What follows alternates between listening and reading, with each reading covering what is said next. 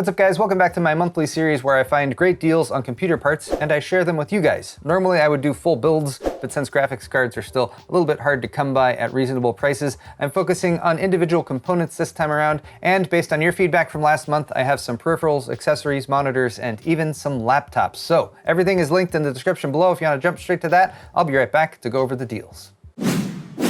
Excellent!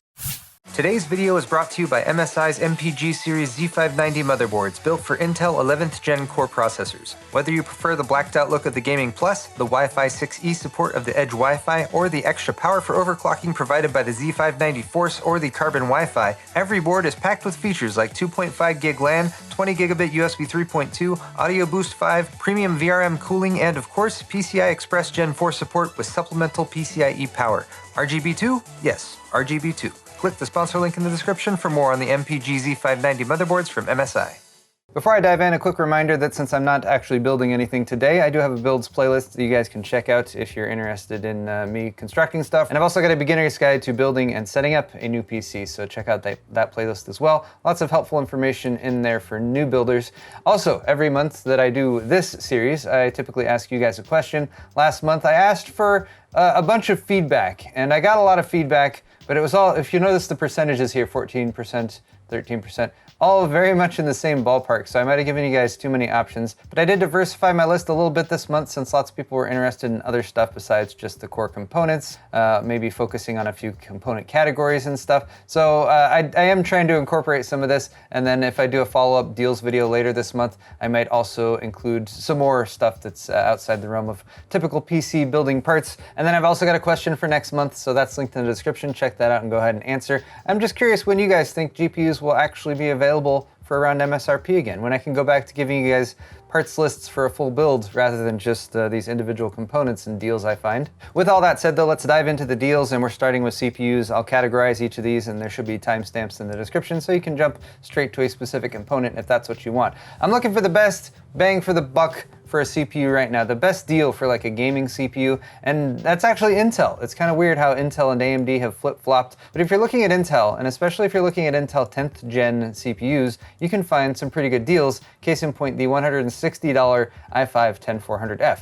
Of course, since I pulled this up this morning and now I've started to film, it is now out of stock, and that's stupid and unfortunate. So hopefully this will come back in stock at Newegg. Unfortunately, if you look over at like Amazon, it's like 20 bucks more expensive, which is still like, you know, a good deal for a really solid 6-core gaming CPU. It's just not quite as good of a deal as if it was $160. Over at Micro Center, they have crazy deals too. Of course, for Micro Center, a lot of the time you have to go in store in order to get their deals on their CPUs, but they have the i9-10850K. This is basically like a 10900K. It's 10 cores and 20 threads, and it's only $320. So considering that AMD right now is trying to charge $299 for their 6-core 5600X, this is a much better processor, and it's only about 20 bucks more. Of course, you have to buy into a different platform and stuff like that. But just to point out to you guys right now, if you're trying to make that decision between AMD or Intel, both mainstream platforms, AM4 for AMD, and then on the Intel side, LGA 1200 series motherboards, both of those are end of life. They're not really planning on making new CPUs for those sockets. They might do a refresh or something like that, but we're looking at new sockets, new platforms towards the end of this year. So if you're buying right now, the longevity question and the upgrade path is kind of similar for both brands. So you can just look more at like, where am I getting a better deal? And for Intel, especially with the 10th gen 8-core and 10-core CPUs, you can get really good bang for the buck with those CPUs. They're still really good for gaming as well as all around general purpose compute type stuff. And of course, if you get the K SKU1 and you get a Z series chipset motherboard, then you can also do some overclocking. Now on the AMD side for CPUs, the story is kind of interesting because you have the 5800X, which is 8-core, 16-thread, and this one was not very well received when it first launched at the launch price of $450, but that was because there was a 5900X for $550 and the 5600X for about $300, which were both kind of better options depending on whether you needed more CPU compute horsepower or whether you were just building a gaming PC. But because the 5000 series was in short supply for so long, the 5800X became kind of a recommendable CPU even for $450. And the case that was made there was, well, if you need a 5000 series CPU or you really want one, then this is kind of your only option right now. Since then, But because the 5600X is becoming more available, the price on the 5800X has come down, and it's now about $400. So if you are looking for like best-in-class gaming performance, and you do want a little bit of crossover with a higher core and thread count, for $400, I would say this is a decent bang for the buck on the AMD side. Although again, compare some of those Intel 8 cores and 10 core CPUs, because those might make a little bit more sense to you. Intel actually had the 5800X for less than $400 because there was a $5 promo code,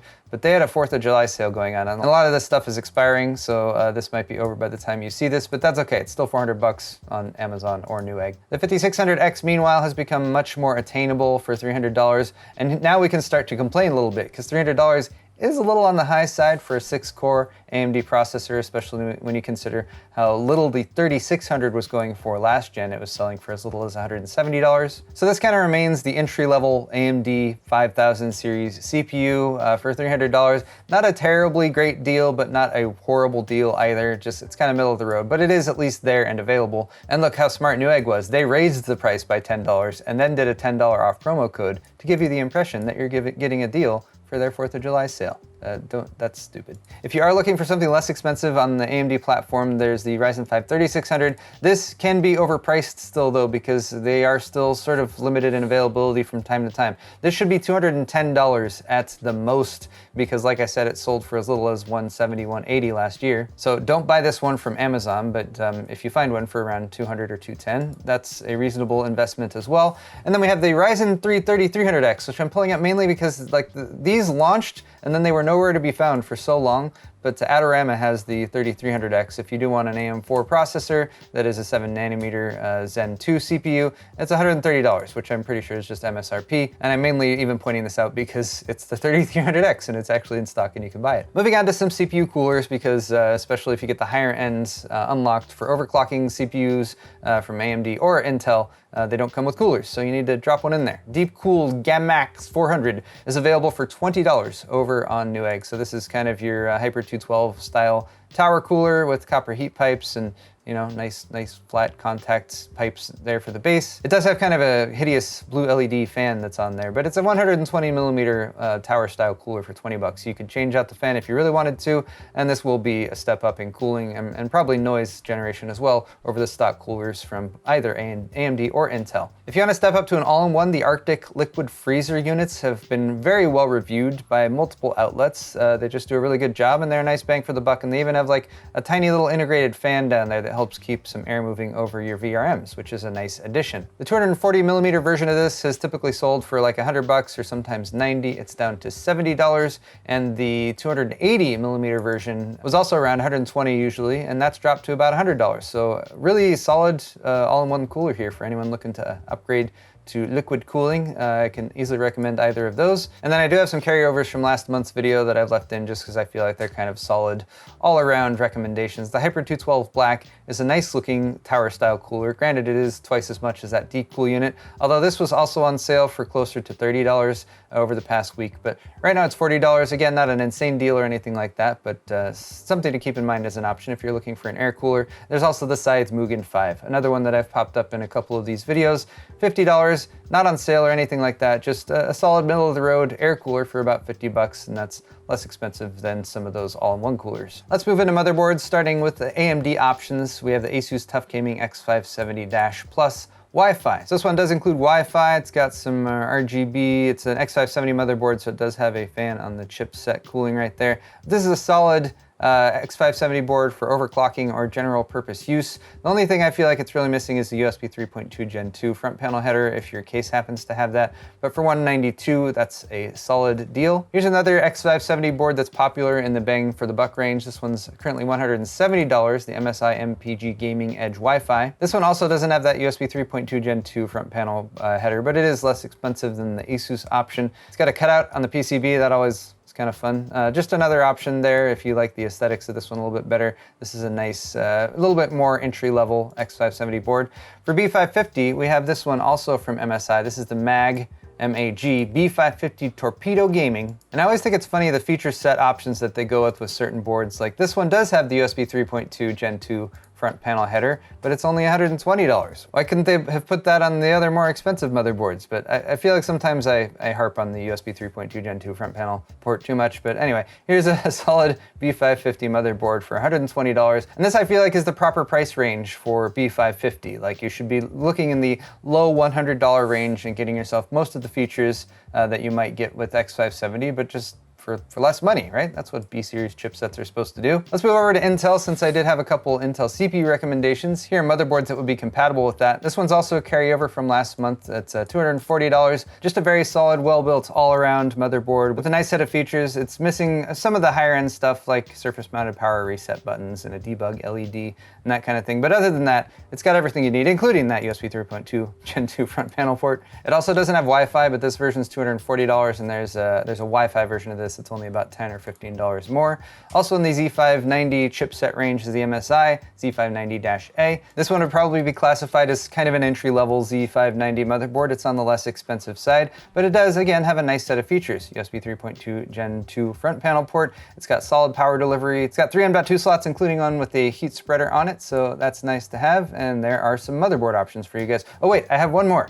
If you are going with a 10th gen, or heck, even an 11th gen Intel CPU, you can also do Z490, the 400 series LGA 1200 motherboards that launched last year. Yeah, last year. And although this one is back ordered, so you might need to wait a little bit, it is on sale for $160 over at Adorama. And this is like by far the best deal I feel like I found on a Z series, Z400 series or Z500 series motherboard for Intel. So that'd be a great pairing with this CPU if this CPU is in stock. And I always feel weird spending more money on a motherboard than a CPU, so those being the same price, you know, it's got the proper right of balance and equilibrium there. Let's move to memory next. A 16 gig kit is kind of the recommended go-to if you're starting out with a gaming PC. That's 2 by 8 gig sticks. DDR4 3200 is also a good speed to go for. This is decent latency as well at CL16. The design on the XPG Gamix D30 is interesting. It has a little bit of flare up there at the top, and this sort of, is that like a Stussy logo? Point being though, this is $75. That's a good price for this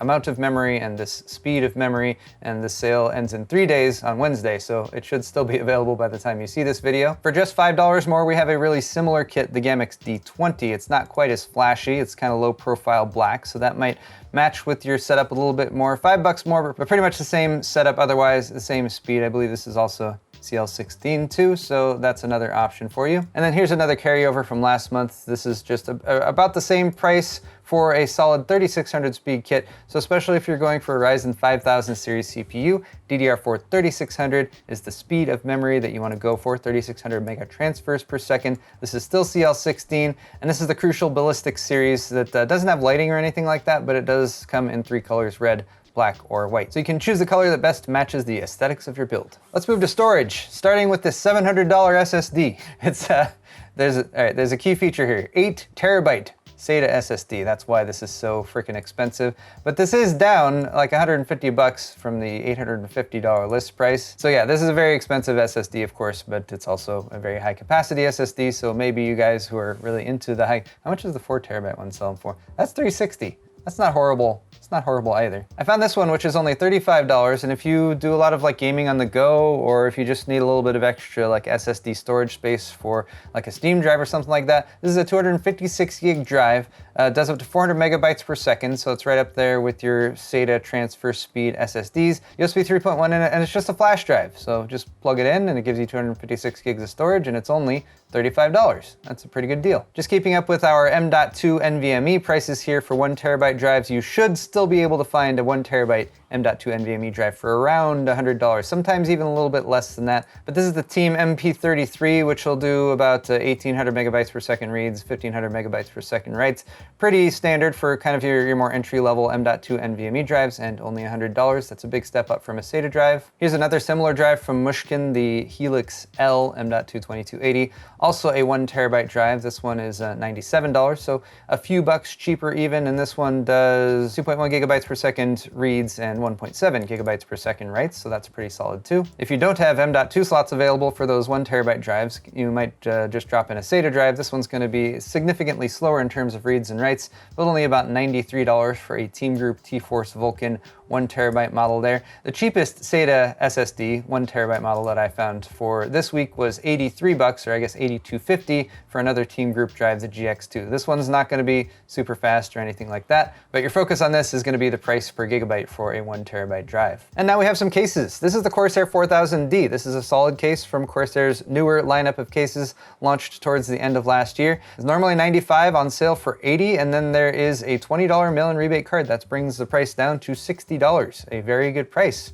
for the Corsair 4000D, which also comes with fans, nice fans. And that's a really good price for the Corsair 4000D. This is not the airflow version, but it's still a decent airflow. I feel like I just show the NZXT H510 in every video because, like I said, it's kind of my standard base level ATX case. Although this is more expensive than that 4000D build, you don't have to do a mail-in rebate or anything like that. $67 is what this is listing for. Also comes with 2 fans, and it's available in a few different sizes and colors, although you might not be able to get this price on all the different sizes and colors. One more carryover from last time. This is the Fantex Eclipse P400A, and you can usually find this for $80 to $90. This is another one that was in stock when I first made this list earlier today, and now it's not. So maybe just ignore that one. Let's move on to power supplies. All you power supply enthusiasts out there, their prices have been coming down and continued to come down. We now have a 650 watt, fully modular, 80 plus gold power supply with a straight up, just out the door price of $50. It's the EVGA Supernova 650 GT, all black cables. Look at that full modularity on that and everything. That's a really solid power supply, and 650 watts is going to support just about any graphics card except for the really high-end stuff. Like 3080 and above, this wouldn't support, but anything below that, you should be just fine. And then here we have the 650 GQ. Very similar in terms of wattage and everything. Also 650 watts, also 80 plus gold. Also nice all black cables. This one's partially modular, but still mostly modular. And this one's only $45. Also without a mail-in rebate required or anything like that. They were attempting to sell this for like as much as $120 recently, but that's because of all of the price increases due to power supply prices going up along with GPUs, because power supplies are another one of those components that got a lot more expensive over the course of the past year with the shortages as well as the crypto mining boom. I'm now moving into the miscellaneous category, so some monitors, some peripherals, and some actual laptops.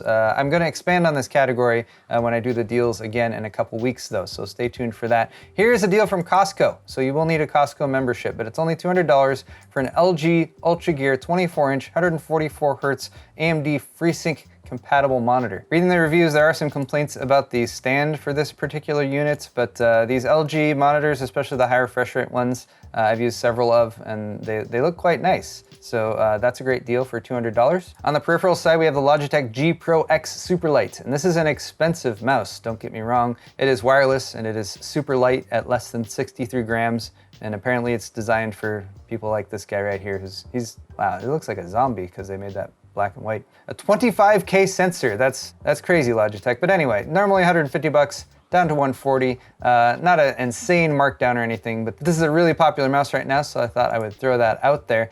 On the complete opposite side of the peripherals game, we have the Havit mechanical gaming keyboard and mouse combo here. According to Havit, even though this only costs $30 for the keyboard and the mouse, mind you, this is apparently still using some form of mechanical blue switches, RGB backlighting with 21 kinds of modes, and it looks like your typical Cherry style keycaps if you wanted to go with a custom set or something like that down the line for this. Oh look, they even have it in pink for only $32, or white also for only, I guess, $33 for that. So great deals on these Havit keyboard and mouse combos. And I guess like even if you find out that they were just lying to you completely and they're not even mechanical, I mean, it's $30, so should have anticipated that. Now, if you've been shopping for a laptop, I have a couple decent laptop gaming laptop deals for you here. This one's from Best Buy, and it's the Asus ROG Zephyrus, which is a really cool laptop design. I actually checked this out at CES 2020, and it's been well received. Of course, it comes in a variety of different configurations. Here are the specs and like the smallest text that they could possibly put in here. It's got a Ryzen 9 5900HS and an RTX 3060 integrated there. So considering how much just a desktop RTX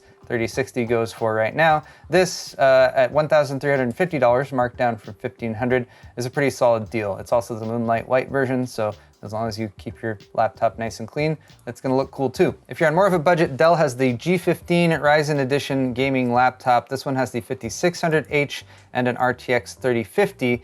Significantly less expensive though. This one is $700, down from about $930 on the list price. So again, a couple solid gaming laptop deals, and especially if you've just been like on the lookout for a gaming PC for a while and wanting to build and you've just gotten frustrated with that, something like this, you know, it's a solid secondary option for a reasonable price, and you get everything all together. And you know, it's a laptop, so it's portable, so that's convenient too. But guys, that's gonna wrap it up for my deals video for July 2021. Thank you very much for watching. And again, all of the products I talked about are linked in the video description down below for easily navigating over to those pages. Also down there, you can find a link to my store at paulshardware.net, where you can find shirts, mugs, pint glasses, these awesome coasters, you know, for putting drinks on and stuff like that. And if you buy stuff there, it really helps me out and helps support my channel. Also, if you want to hit the thumbs up button if you enjoyed this video, and subscribe to my channel if you'd like to see more tech videos like this one in the future, that's also much appreciated. Thanks again for watching, and we'll see you next time.